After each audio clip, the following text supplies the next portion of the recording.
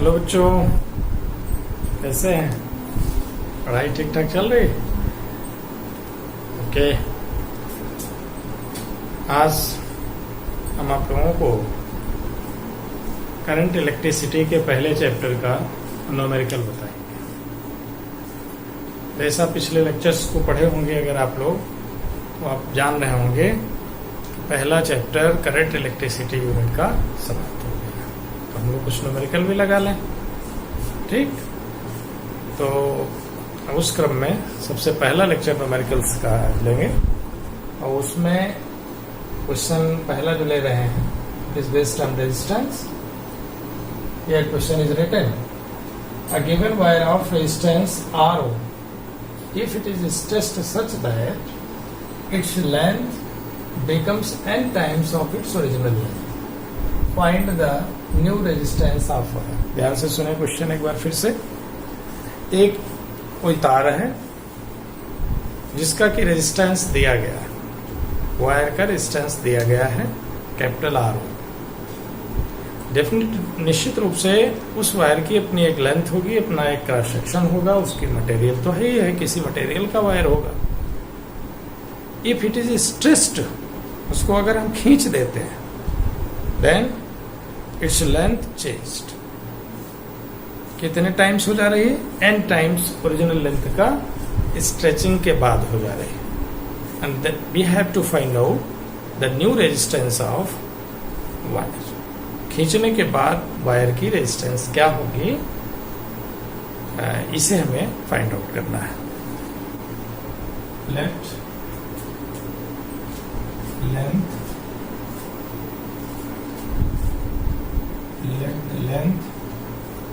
And cross sectional area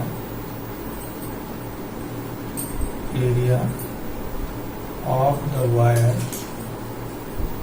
B small l and capital E. L be the length of the wire and A be the cross sectional area of the wire. Okay. Then the resistance of the wire capital R can be written as equal to rho L upon A. इस equation में कोई problem तो है नहीं? What is rho? Rho is the specific resistance of the material. ये material की characteristic property है, यहाँ ये इनसिग्निफिकेंट है। Again, after stretching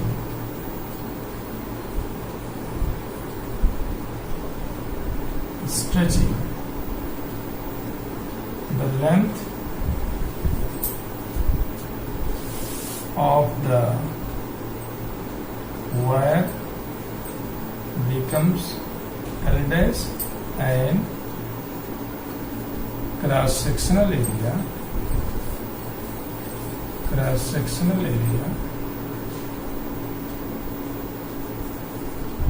becomes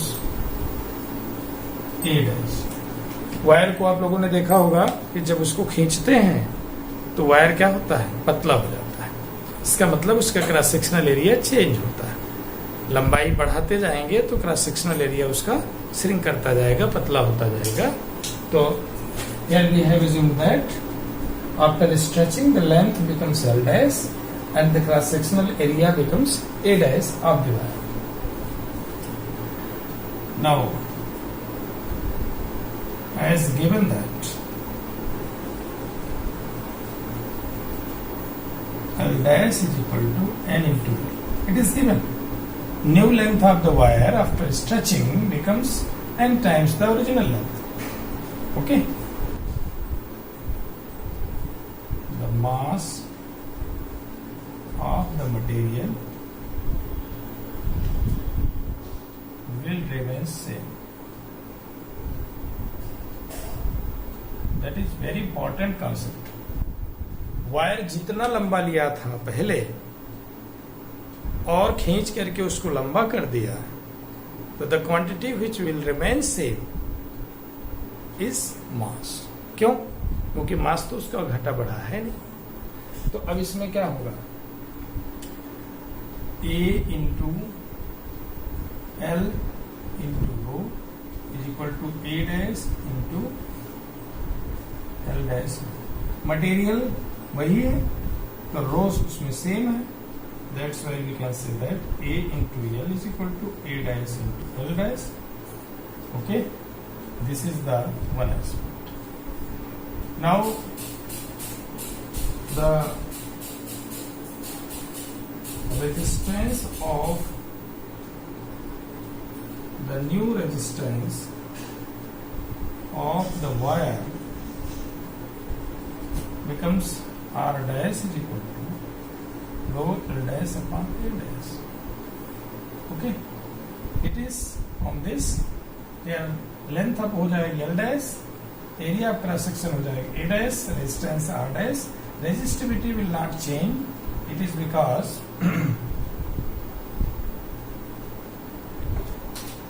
resistivity will not change. Here rho is the density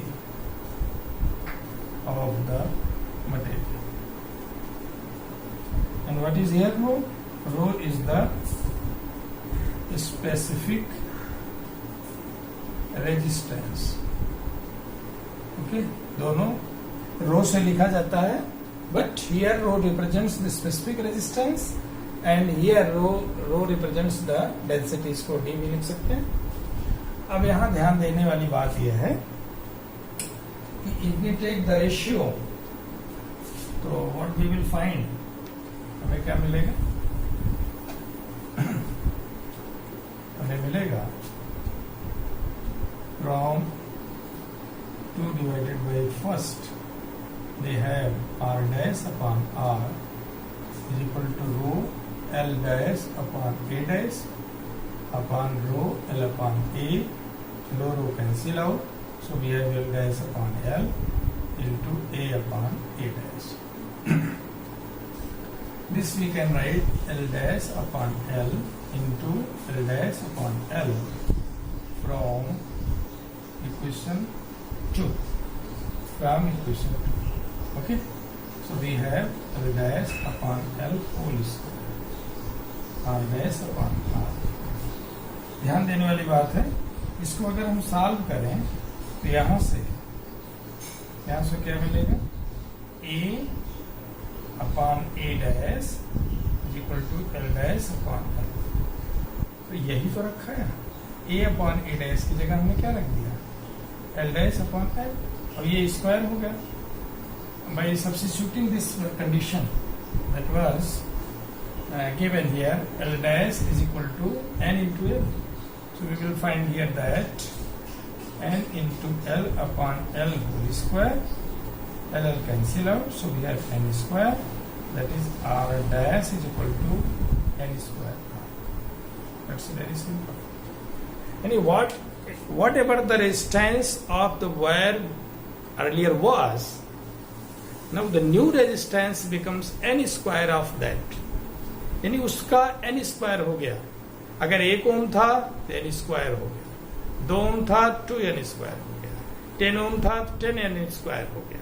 Okay, that's a very tricky, or you can say the simple problem, and many times this question has been asked in the many competitive exams as well. तो ध्यान रहे, इस question की गंभीरता इसी में है कि the mass of the material before stretching and after stretching will remain same. और मास को हम लिख सकते हैं, ये फैक्टर क्या है? This is the volume. ये क्या है? वॉल्यूम है. दिस इज क्या है? ये डेंसिटी है.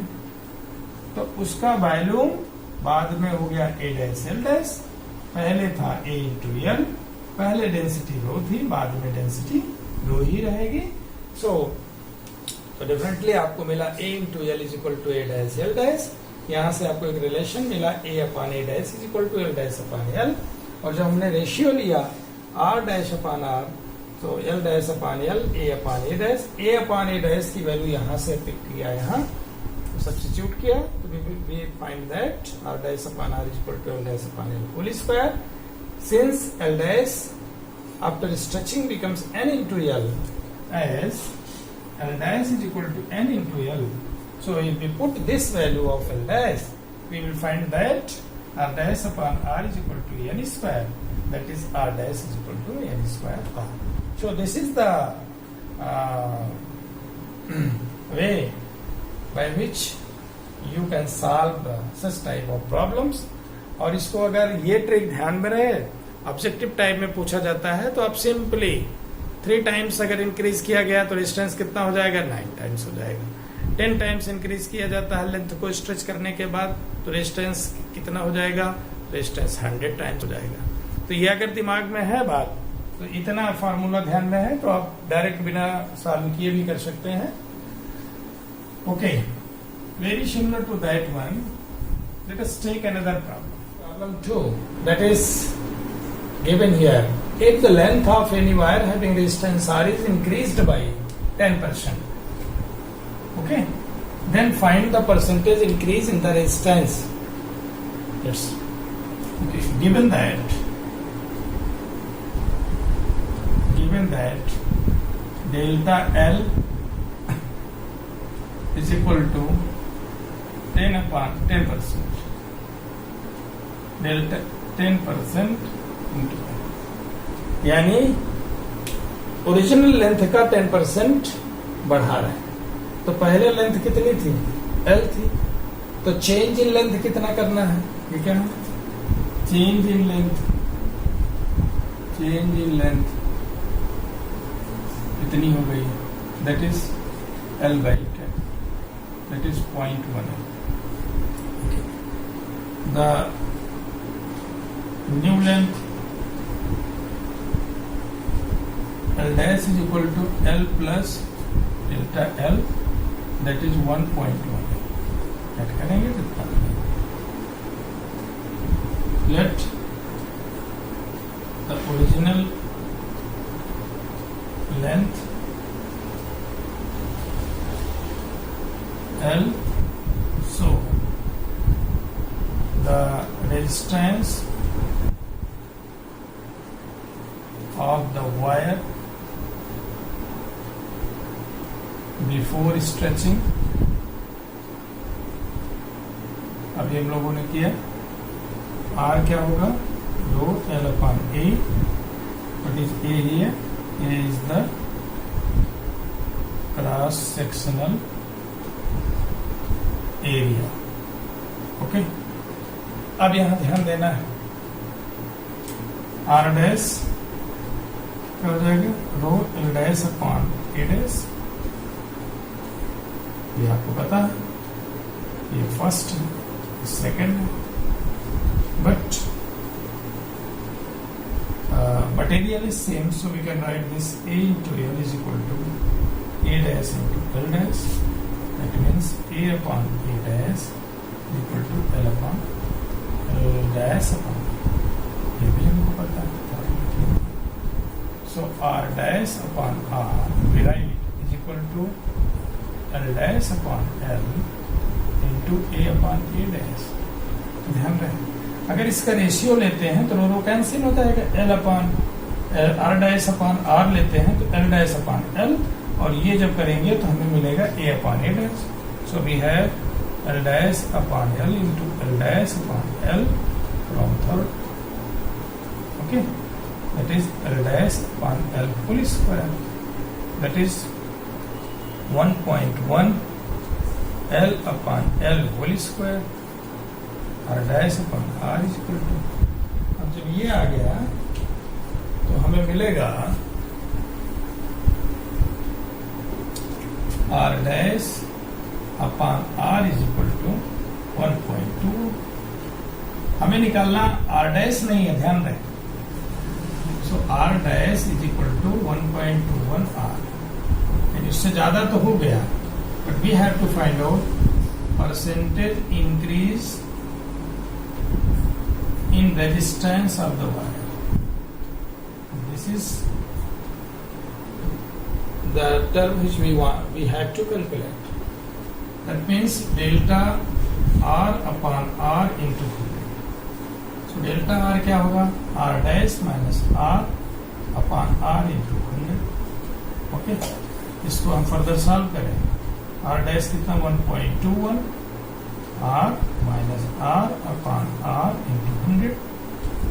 So we have 0.21 into 100, that is 21%. तो रेजिस्टेंस कितना इंक्रीज हो गया? 21% इंक्रीज हो गया रेजिस्टेंस। ध्यान रहे, अगर हम बात करें कि 1% लेंथ में इंक्रीज करते हैं तो कितना हो जाएगा, तो ये आप लगा सकते हैं।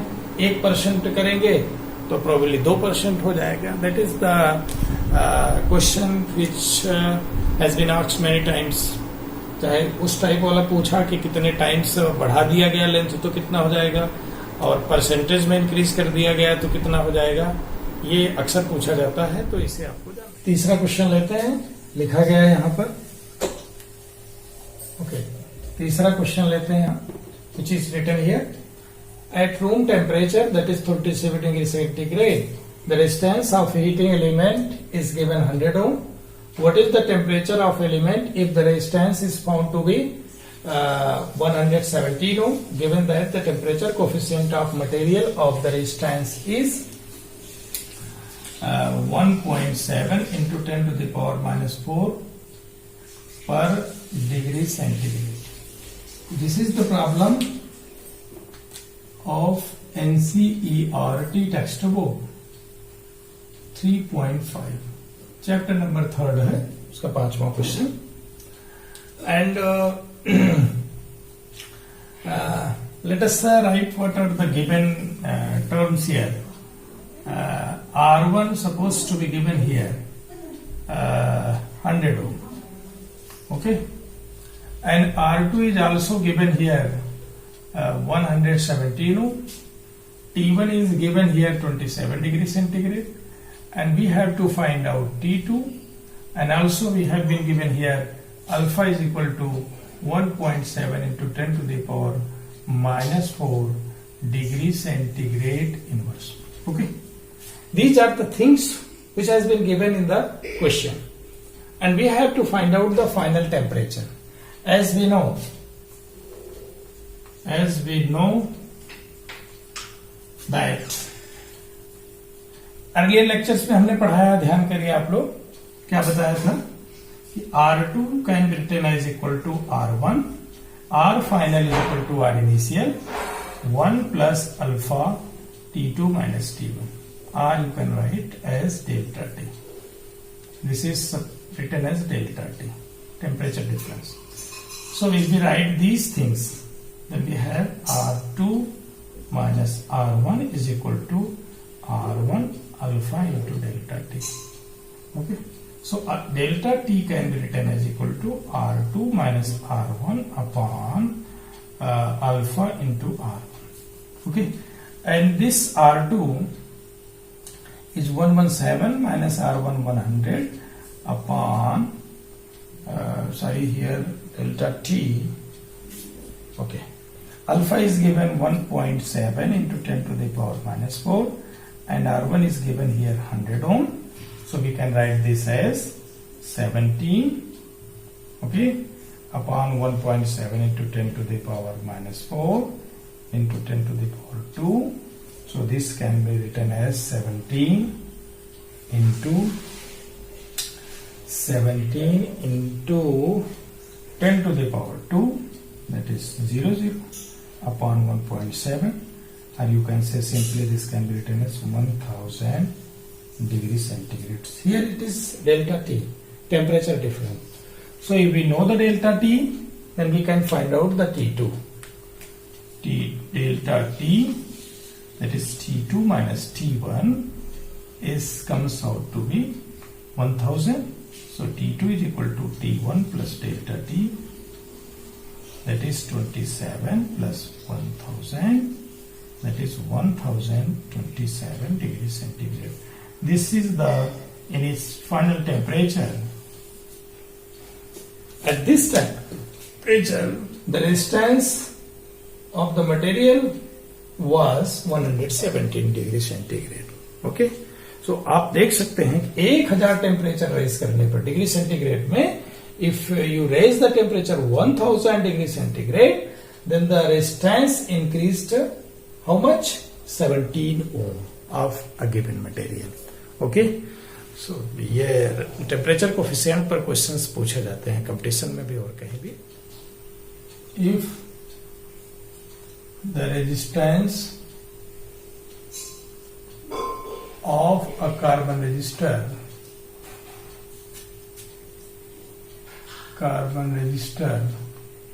is equal to 47 plus minus 4.7 ohm, then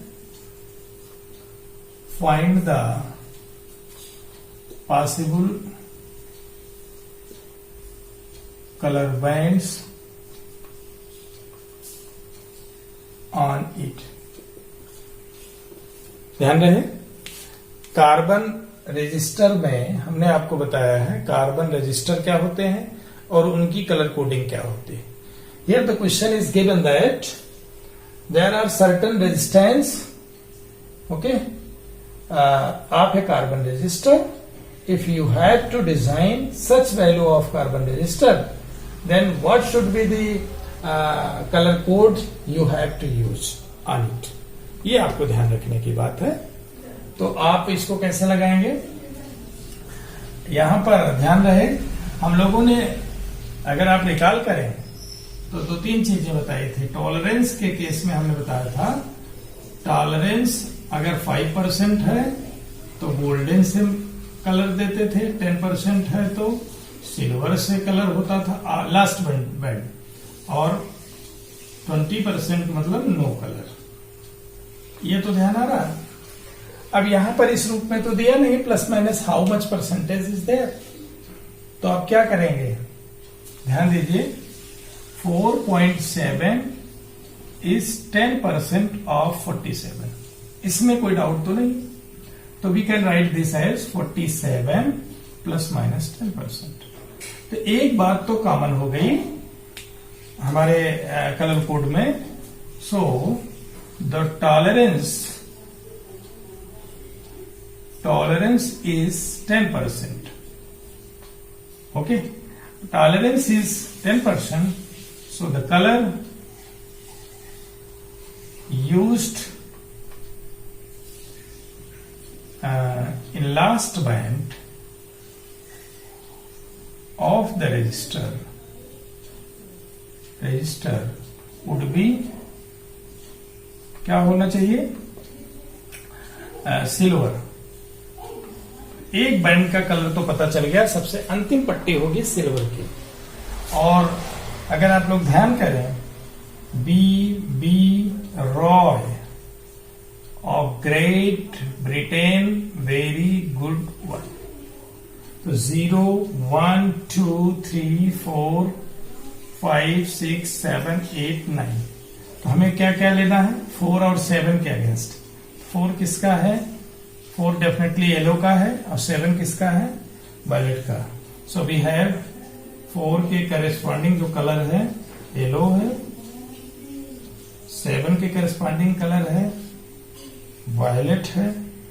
okay, into क्या लिख सकते हैं इसको, 47 को हम लिख सकते हैं 47 इंटू 10 टू द पावर 0, क्योंकि 1 है, plus minus 10%.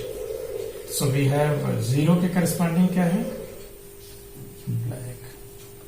So we have the color of the carbon register is first. क्या होगा, अगर ये कार्बन रजिस्टर है तो इसका जो पहला बैंड होगा वो किस कलर का होगा, पहले बैंड का कलर होगा आई थिंक येलो.